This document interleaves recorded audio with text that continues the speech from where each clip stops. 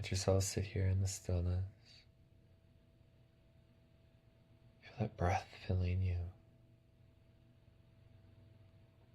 The eyes rest. Let the mind rest in this space.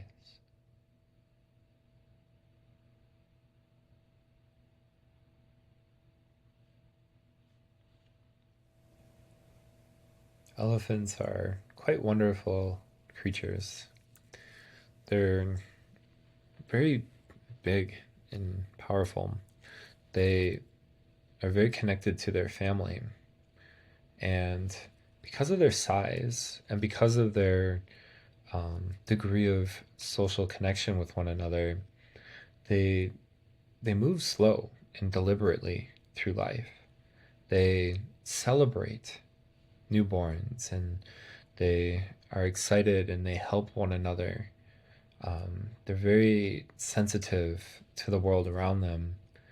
And because of this, because of that nature of their own, they're wonderful for us to learn from.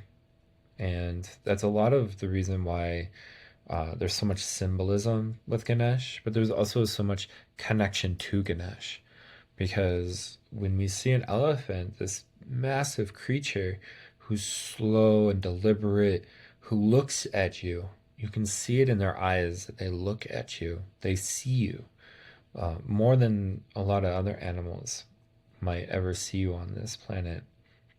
They truly are understanding something about you, that the symbolism here makes us just fall in love with this experience.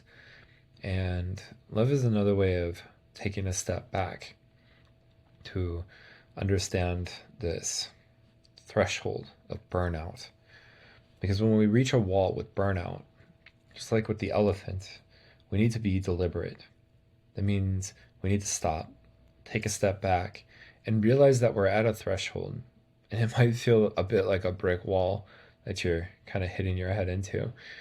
And it's a time for you to pivot.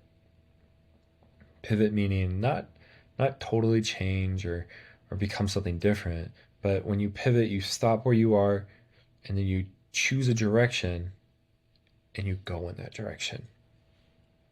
That's a pivot. It's not a walk back. It's not regression. It's still progress, but it's understanding that the direction you're going in is not working. If you walk through a forest and you come upon a cliff, you can't just keep walking. Your journey will end very quickly. So you have to pivot. You have to change your direction so that you can continue going straight.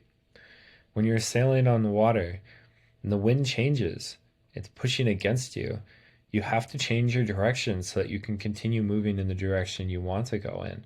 And that doesn't always look like a straight line in the direction you want to go. But that's what burnout really gives us the opportunity to see, is that maybe we're not going in the right direction.